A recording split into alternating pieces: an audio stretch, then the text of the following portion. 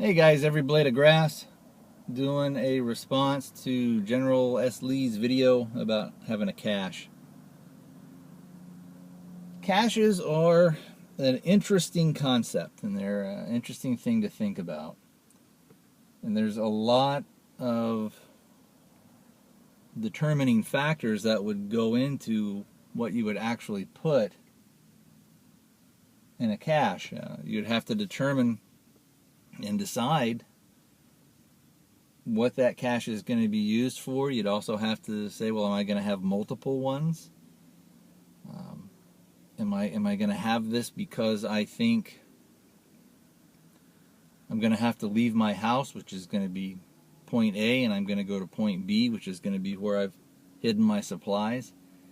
And the stuff that I have at point B is going to help me get to point C, which could be family in another state, or it could be your bug out location, if you're fortunate enough to have one. And you also have to think about things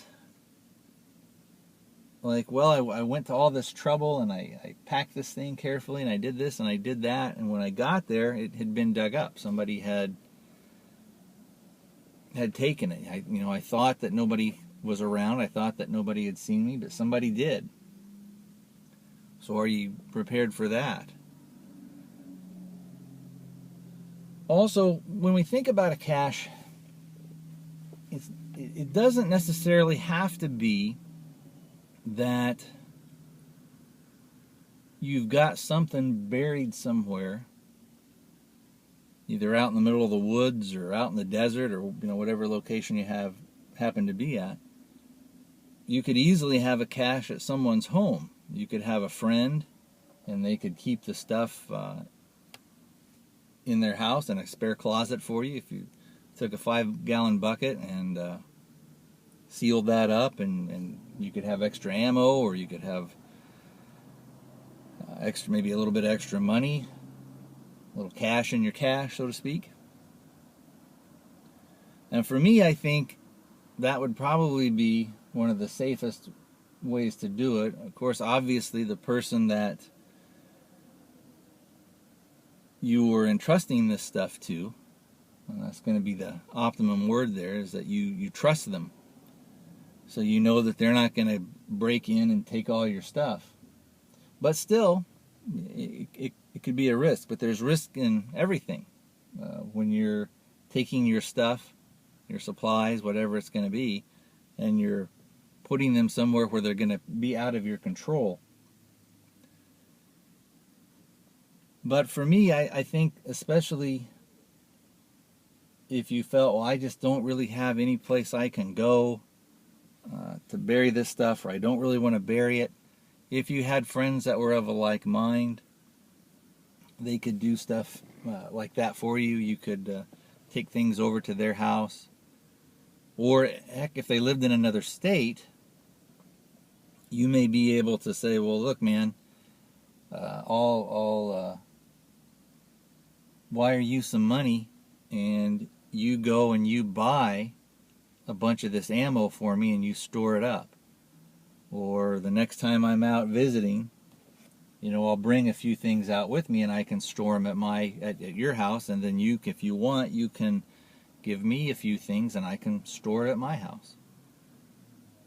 And you could have maybe things in that way that would be a little bit more essential to you. So if you wanted maybe things like a firearm, ammunition, magazines, things of that nature, they would be yours and the other person would just have them. Now, I don't know the legalities of that, and in some states that may not be legal. I don't know. But it would also be easy to do a thing where you could say, look, man, I'll go out and I'll buy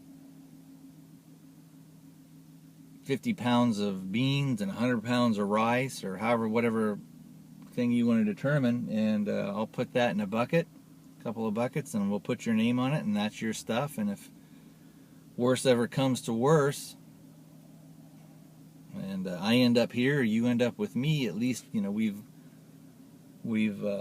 got something here that you could kind of consider yours. But kind of getting back on the subject, if you do have to go out and maybe bury something, or you have to, maybe you don't really have people that you would really want to trust, or to set up something like that. Part of the problem is, especially living in a city, is right now all of us kind of have access. We could pretty much all get in a car and drive out to wherever and bury something way out in the middle of nowhere and mark it. One of the problems could be, though, is that if something really bad ever happened, if it's too far away, you may not realistically be able to get to it, or to be able to get to it easily, or maybe to be able to get to it in time to where it would actually kind of help you out. So anyway, I probably raised a few more questions than I've given answers, but just wanted to throw in my 2 cents and join in and be part of the conversation. All right, guys, every blade of grass signing out. I'll talk to you next time.